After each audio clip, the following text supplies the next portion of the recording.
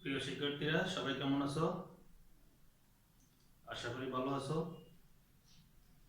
আমিও আল্লাহর অশেষ মেহেরবানিতে ভালো আছি। Education is a continuous process. শিক্ষা একটি চলমান প্রক্রিয়া। সকল সীমাবদ্ধতা থাকা সত্ত্বেও সবাইকে পড়াশোনা চালিয়ে যেতে হবে, তাহলেই শিক্ষার কাঙ্ক্ষিত ফল লাভ করা সম্ভব হবে। আমি Kawsar Ahmed, assistant teacher English, Sabiha Chowdhury High School, Chunarughat, Habiganj. আমি তোমাদের সামনে আজকে হাজির হয়েছি ন্যারেশন সম্পর্কে একটি ক্লাস নেওয়ার জন্য, ফর ক্লাস 9 and 10। প্রথমে আসা যাক ন্যারেশন কাকে বলে। ন্যারেশন বক্তার বক্তব্য উপস্থাপন করার পদ্ধতিকে ন্যারেশন বলে। বক্তার বক্তব্য যে উপস্থাপন করবে সে হচ্ছে ন্যারেটর। তো ন্যারেটর যে বক্তব্যটি উপস্থাপন করবে সেটি হতে পারে ডিরেক্ট অথবা ইনডিরেক্ট। ডিরেক্ট ন্যারেশন হচ্ছে যদি বক্তার বক্তব্য হুবহু বর্ণনা করা হয় তবে তাকে ডিরেক্ট ন্যারেশন বলে।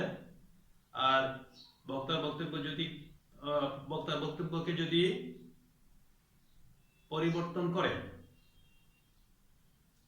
পরোক্ষভাবে বর্ণনা করা হয় তবে তাকে ইনডিরেক্ট ন্যারেশন বলে। ন্যারেশন বোঝার জন্য আমি একটি এক্সাম্পল দিচ্ছি, তোমরা সহজেই বুঝতে পারবে। যেমন তুমি ক্লাস 10ম শ্রেণীতে পড়ো, ক্লাস 10। 10ম শ্রেণীর একজন ছাত্র মাহিন, সে স্কুলে আসতে পারেনি। সে কোথায় আছে? বাড়িতে আছে। তোমাদের ক্লাসের পক্ষ থেকে একজন ছাত্র আবিরকে পাঠায়। ক্লাসের পক্ষ থেকে আবিরকে মাহিনের কাছে পাঠাইলা যে মাহিন কেন স্কুলে আসেনি। তো আবির মাহিনকে কি জিজ্ঞেস করবে? প্রথম অবস্থায় কি জিজ্ঞেস করলো? আর ইউ, এটা কে বলছে? আবির জিজ্ঞেস করলো হাউ আর ইউ। মাহিন কি উত্তর দিবে? মাহিন উত্তর দিল আই এম ইল, আমি অসুস্থ। তাহলে মাহিন যে উত্তরটি দিয়েছে সেটা হচ্ছে I am ill.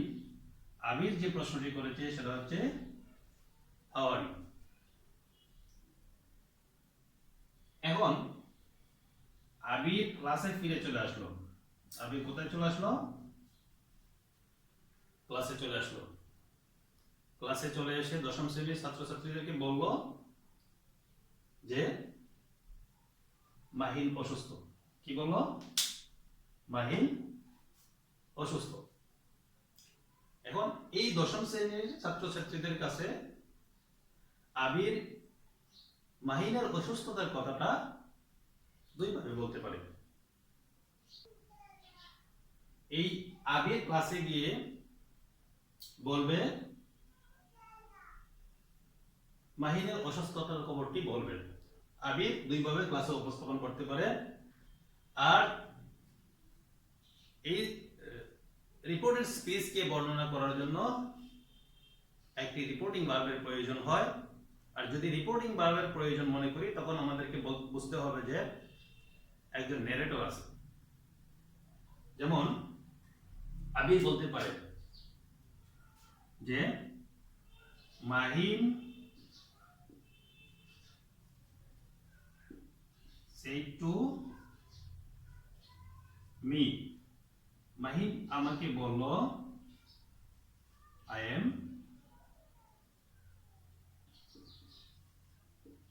Ill.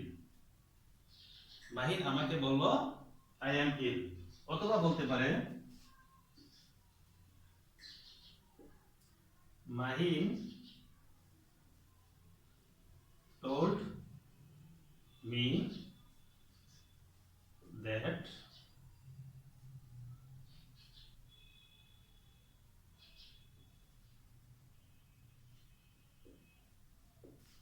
Mahin told me that he was ill.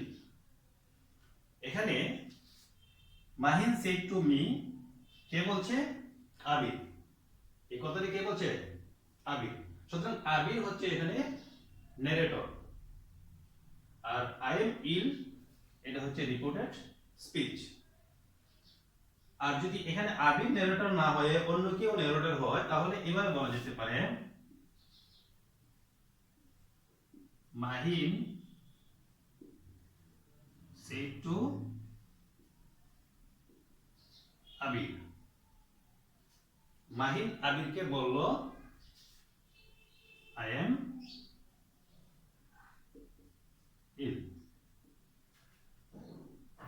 And Mahin said to Abir I am ill, এখানে কিন্তু ন্যারেটর অন্য কেউ। তাহলে এটাকে যদি আমরা পরিবর্তন করি, বা ওই অন্য একজন ন্যারেটর এই কথাটা এভাবেও বলতে পারে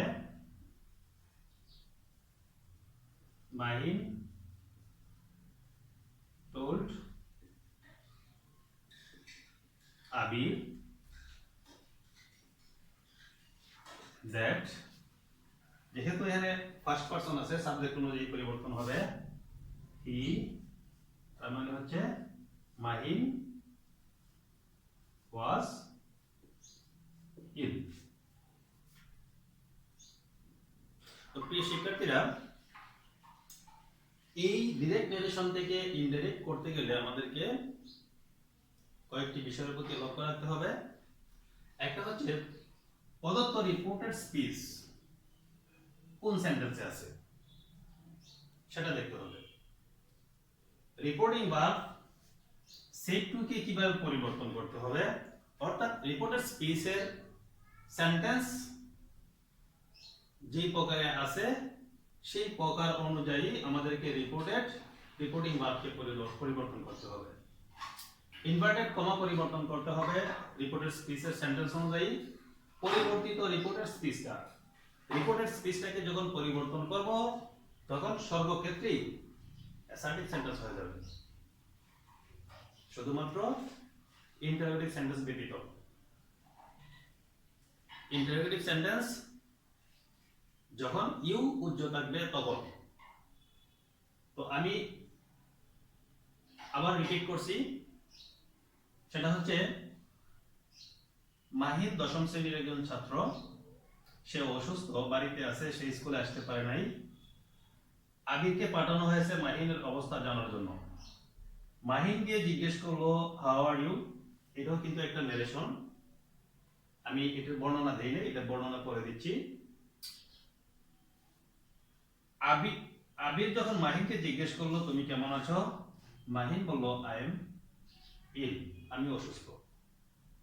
এবার মাহিন যখন ক্লাসে ফিরে আসলো, সে এই আবির যখন ক্লাসে ফিরে আসলো, সে মাহিনের এই বক্তব্যটিকে ক্লাসে দুইভাবে উপস্থাপন করতে পারে। একটা হচ্ছে ডিরেক্ট নারেশন, আর একটা হচ্ছে ইনডিরেক্ট নারেশন। যদি সে মাহিনের কথাটা হুবহু তার সেন্টেন্সে উল্লেখ করে তখন হবে ডিরেক্ট নারেশন, আর মাহিনের কথাটিকে যদি পরিবর্তন করে পরোক্ষভাবে উল্লেখ করে তখন হবে ইনডিরেক্ট নারেশন। তো ইনডিরেক্ট নারেশন এবং ডিরেক্ট নারেশনের মধ্যে পার্থক্য হচ্ছে রিপোর্টেড স্পিচটি ইনভার্টেড কমার ভিতরে থাকবে, আর ইনডাইরেক্ট নারেশনে ইনভার্টেড কমা উঠে গিয়ে রিপোর্টেড স্পিচটি টেন্স অনুযায়ী পরিবর্তন হয়ে যাবে। তবে একটা জিনিস মনে রাখতে হবে, রিপোর্টেড স্পিচ রিপোর্টিং ভার্বটি যদি প্রেজেন্ট টেন্স অথবা ফিউচার টেন্স হয়, তাহলে রিপোর্টেড স্পিচের টেন্সের কোনো পরিবর্তন হয় না। কিন্তু রিপোর্টিং ভার্ব যদি পাস্ট ইনডিফিনিট টেন্স হয়, তাহলে সেই পাস্ট ইনডিফিনিট টেন্স অনুযায়ী আমাদেরকে রিপোর্টেড স্পিচের বক্তব্যগুলো পরিবর্তন করতে হবে। এবার আমরা লক্ষ্য করি যে আমাদের পরিবর্তনগুলো কিভাবে সাধিত হয়। আমি একটি টেবিল অঙ্কন করেছি, সেই টেবিলে আমি দেখিয়ে দিচ্ছি কিভাবে আমাদের এই পরিবর্তনগুলো সাধিত হয়। আমি একবার দেখাচ্ছি প্রদত্ত সেন্টেন্স বলতে রিপোর্টের স্পিচটি কি আছে সেটা দেখতে হবে। রিপোর্টিং ভার্ব সেট টুকে কিভাবে পরিবর্তন করা যায়, ইনভার্টেড কমা কিভাবে পরিবর্তন করা যায়, আর পরিবর্তিত রিপোর্টের স্পিচটা কি হবে, এবং টেন্স পরিবর্তন, নিকটবর্তী ওয়ার্ড দূরবর্তী ওয়ার্ডে পরিবর্তন, পার্সন পরিবর্তন। আমাদেরকে ওই জিনিসগুলো এট এ টাইম একটি সেন্টেন্সে করতে হয়। কোন সেন্টেন্সে আংশিকভাবে আর কোন সেন্টেন্সে পূর্ণাঙ্গভাবে সবগুলোই থাকবে। তাহলে আসি, যদি প্রদত্ত সেন্টেন্সটি অ্যাসার্টিভ সেন্টেন্স হয় তাহলে রিপোর্টিং ভার্বটি হবে টোল্ড এ পরিণত হবে, আর ইনভার্টেড কমা উঠে গিয়ে দ্যাট হবে। পরিবর্তিত সেন্টেন্সটি একই থাকবে, অর্থাৎ সাবজেক্ট প্লাস ভার্ব। অ্যাসার্টিভ সেন্টেন্সে কি স্ট্রাকচার কি সাবজেক্ট প্লাস ভার্ব একই থাকবে।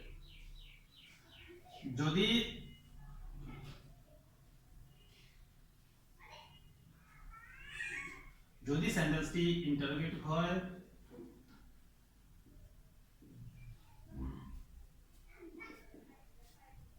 তাহলে ইন্টারোগেটিভ স্ট্রাকচারটা হতে পারে দুই ভাবে, একটা হচ্ছে auxiliary verb plus subject plus হচ্ছে প্রিন্সিপাল ভার্ব। এভাবে যদি থাকে এখানে হবে asked অথবা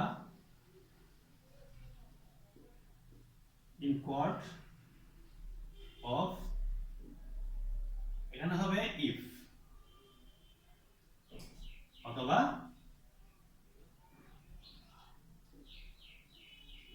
whether।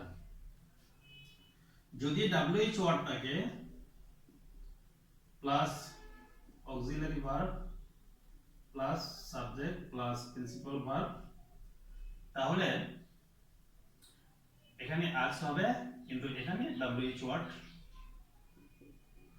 যেটা ছিল সেটা থাকবে, আর এখানে স্ট্রাকচারটা হয়ে যাবে সাবজেক্ট প্লাস ভার্ব, তাই অ্যাসার্টিভ সেন্টেন্স হয়ে যাবে। যদি সেন্টেন্সটা ইম্পারেটিভ হয়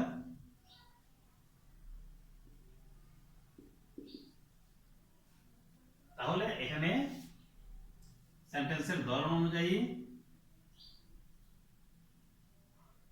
রিকোয়েস্টেড,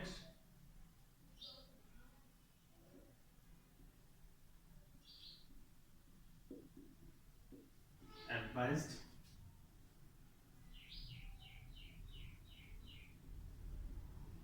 ordered,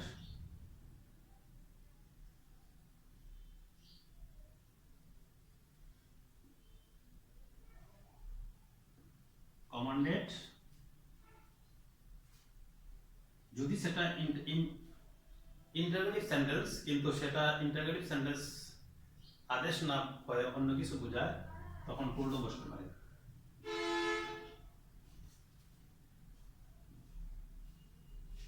আদেশ না বুঝিয়ে যদি ইম্পারেটিভ সেন্টেন্স অন্য কিছু বোঝায় তাহলে টোল্ড বসবে। এখানে কানেক্টরস হিসাবে টু অথবা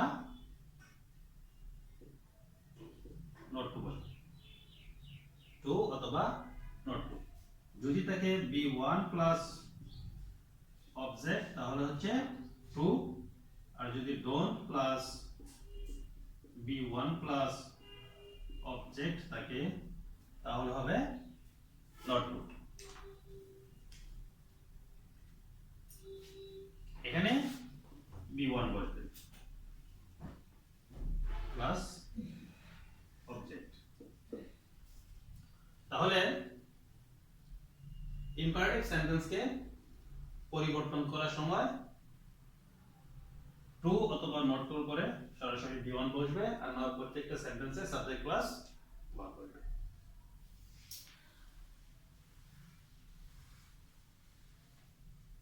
কিন্তু ইম্পারেটিভ সেন্টেন্স যদি লেট আস অথবা লেটস দিয়ে শুরু হয়, এখানে প্রপোজড অথবা সাজেস্টেড, এখানে কানেক্টর হিসেবে দ্যাট বসবে, আর এখানে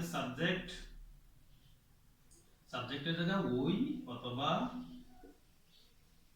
দে plus should plus,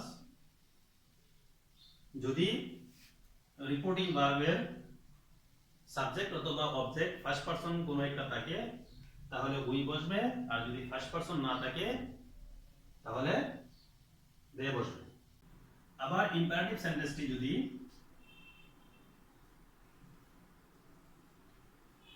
let me অথবা লেট হিম দিয়ে শুরু হয়,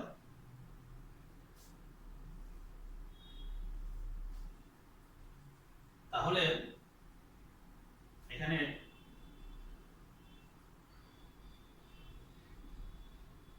রিকোয়েস্টেড,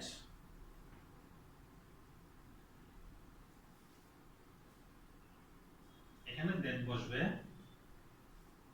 আর সেন্টেন্স পরিবর্তিত সেন্টেন্সটি হবে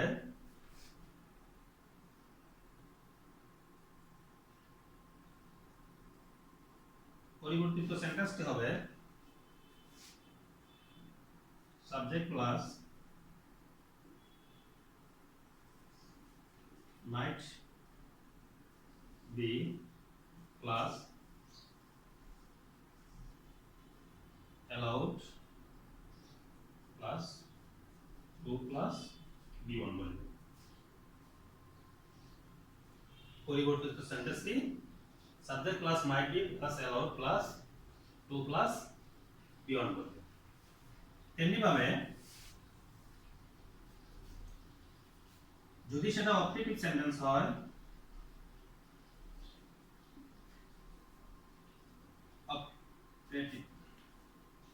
যদি সেটা অপটেটিভ সেন্টেন্স হয় তাহলে রিপিটিং ভার্ব হিসাবে উইচ অথবা প্রেড বসবে। ইনভার্টেড কমার পরিবর্তে দ্যাট বসবে। এখানে সাবজেক্ট প্লাস মাইট প্লাস b1 প্লাস অবজেক্ট যা আছে সেটি বসবে। যদি সেটা এক্সক্লেমেটরি সেন্টেন্স হয়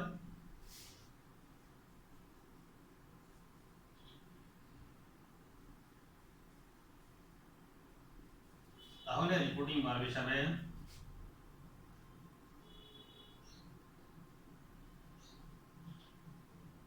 রাইট আউট,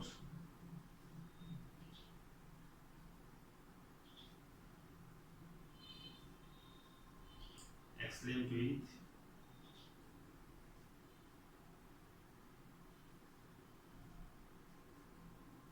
with, joy অথবা sorrow অথবা সারপ্রাইজ বসবে। কানেক্টরস হিসাবে ইনভার্টেড কমার পরিবর্তে দ্যাট বসবে।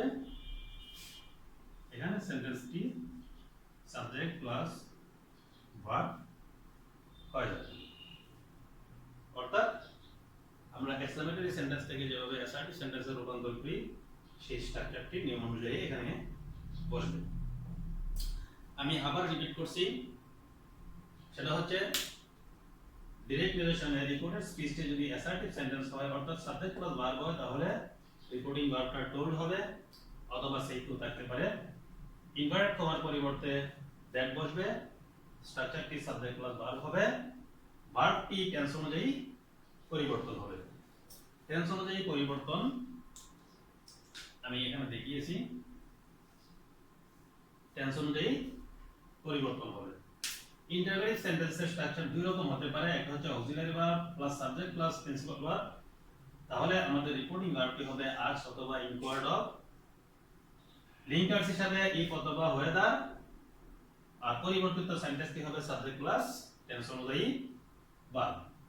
যদি WH word plus auxiliary plus subject plus principal verb থাকে তাহলে লিঙ্কার্স হিসেবে শুধুমাত্র WH ওয়ার্ড যেটি আছে সেটি বসবে, তারপরে অ্যাসার্টিভ স্ট্রাকচারটি বসবে। যদি ইম্পারেটিভ সেন্টেন্স হয় be1 প্লাস অবজেক্ট সরাসরি হয়, যেমন ডু দ্য ওয়ার্ক কাজটি করো, তাহলে এই ধরনের থাকলে রিকোয়েস্টেড, অ্যাডভাইস, অর্ডার, কমান্ডেড ইত্যাদি হতে পারে। আর লিঙ্কার্স হিসেবে টু বসবে প্লাস ইম্পারেটিভ সেন্টেন্সের be1 টি বসবে। যদি don't plus be1 plus object থাকে তাহলে লিঙ্কার্স হিসেবে আমরা শুধু নট টু বসাতে পারি, নট টু বসবে, অথবা এখানে আমরা যদি এখানে ফরগেট বসাই শুধু টু বসালেও চলবে। আর ইম্পারেটিভ সেন্টেন্স যদি আদেশ না বুঝে অন্য কিছু বোঝায় তাহলে আমাদেরকে টোল্ড ভার্বটি বসাতে হবে।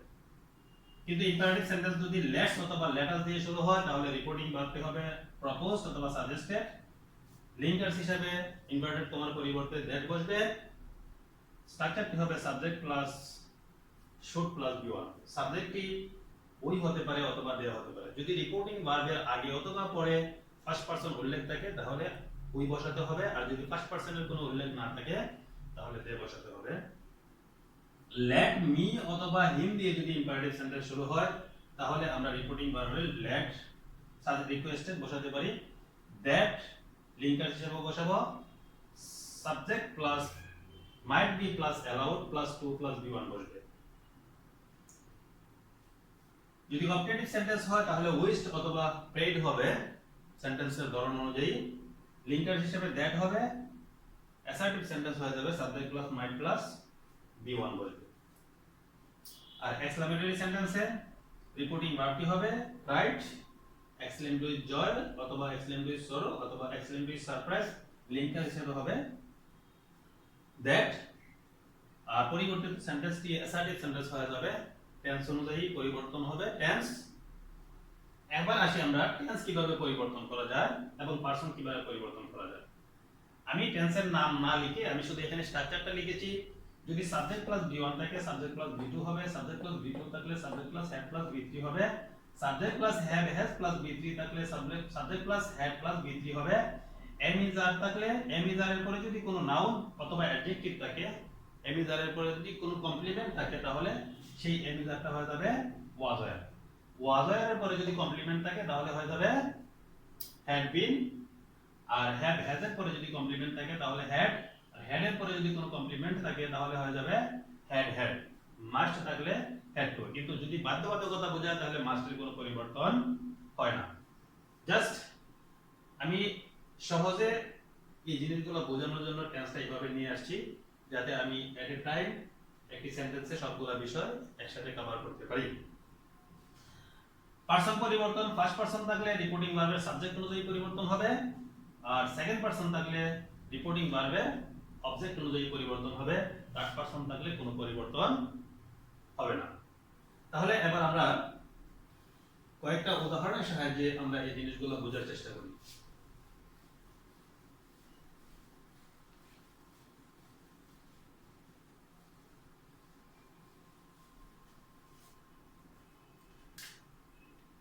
যেমন আবির মাহিরকে কি জিজ্ঞেস করেছিল, হাউ আর ইউ। তাহলে এখানে ন্যারেটর কি বলবে, আবির said to Mahir, how are you। আবির মাহিরকে জিজ্ঞেস করলো হাউ আর ইউ, তুমি কেমন আছো। এটাকে যদি আমরা ইনডাইরেক্ট ন্যারেশন করতে চাই, এখানে কিন্তু ন্যারেটর আবির বা মাহিন কেউই না, অন্য কেউ একজন ন্যারেটর। কারণ আবির মাহিনকে বললো হাউ আর ইউ, আবির মাহিনকে জিজ্ঞেস করছে তুমি কেমন আছো। এটাকে যদি আমরা চেঞ্জ করতে চাই তাহলে আমাদেরকে এই রিপোর্টের স্পিচটা দেখতে হবে। প্রথমেই আমাদের কাজ হচ্ছে রিপোর্টের স্পিচের সেন্টেন্সের ধরন কি সেটা দেখতে হবে। তারপরে রিপোর্টিং ভার্ব পরিবর্তন করব, তার মানে এইটা কি হবে, আস্ক হবে। তাহলে আবির asked মাহিন, আবির মাহিনকে জিজ্ঞেস করো। ইনভার্টেড কমার পরিবর্তে এখানে যেহেতু WH ওয়ার্ড আছে সুতরাং এই ওয়ার্ডটাই বসবে হাউ। এবার কি অবজেক্ট অনুযায়ী পরিবর্তন হলো, মাহিনের পরিবর্তে হি, মাহিন ওয়াজ, এমিজার থাকলে কি হয় ওয়াজ হয়। মাহিন আবার আবিরকে জিজ্ঞেস করলো যে will you go to school tomorrow. তো কোন ধরনের সেন্টেন্স? Interrogative sentence. ইন্টারোগেটিভ সেন্টেন্সের রিপোর্টিং ভার্ব হবে আস্কড, এবং যেহেতু এখানে ডাব্লিউএইচ ওয়ার্ড নাই সুতরাং এখানে হবে ইফ। তাহলে Mahin asked Abir if, subject second person হওয়ার কারণে আবির দ্বারা পরিবর্তন হবে হি মিন্স আবির, উইল থাকলে ওড হয় ওড, গো টু স্কুল, নিকটবর্তী ওয়ার্ড টুমরো, এটাকে বলতে হবে the next day. Abir said to Mahin take the medicine in time। তাহলে যেহেতু এটা ইম্পারেটিভ সেন্টেন্স সুতরাং আজটা said to অ্যাডভাইস তে পরিণত করলাম, আবির অ্যাডভাইসড মাহিন, ইনভার্টেড কমার পরিবর্তে টু বসাইলাম, আর পরবর্তী অংশটি অপরিবর্তিত থাকবে to take the medicine in time. Objective সেন্টেন্সের ক্ষেত্রে Abir said to Mahin may Allah help you. যেহেতু অবজেক্টিভ সেন্টেন্স সেহেতু সেড টুটা প্রেড এ রূপান্তর হবে, আবির প্রেড, ইনভার্টেড কমার পরিবর্তে দ্যাট, সাবজেক্ট আগে চলে আসবে, আর মে থাকলে মাইট হবে। তাহলে that Allah mite help, second person object হিসেবে আছে সুতরাং সেকেন্ড পারসন রিপোর্টিং ভার্বের অবজেক্ট মাহিন দ্বারা পরিণত হবে, অবজেক্টের জায়গায় অবজেক্ট ফ্রম হিম বসবে। Exclamatory sentence Abir said to Mahin what a beautiful garden. Abir said to Mahin what a beautiful garden it is. যেহেতু এটা এক্সক্লেমেটরি সেন্টেন্স তাহলে হবে ইনভার্টেড কমার ভিতরে যেহেতু এক্সক্লেমেটরি সেন্টেন্স আছে সুতরাং রিপোর্টিং ভার্বটি হবে এক্সক্লেমড। যেহেতু সারপ্রাইজ হয়ে জিজ্ঞেস করছি তাহলে বলবে with surprised.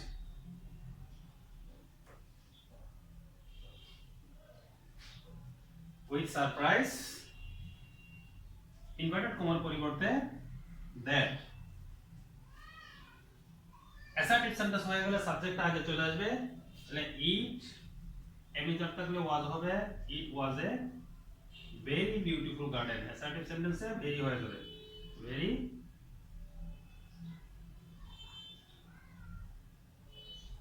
Very beautiful garden. Thank you সবাইকে আমার ক্লাসটি উপভোগ করার জন্য। আগামীতে প্যাসেজ নারেশন নিয়ে একটি ক্লাস নিয়ে আসবো, সবাইকে দেখার আমন্ত্রণ রইল।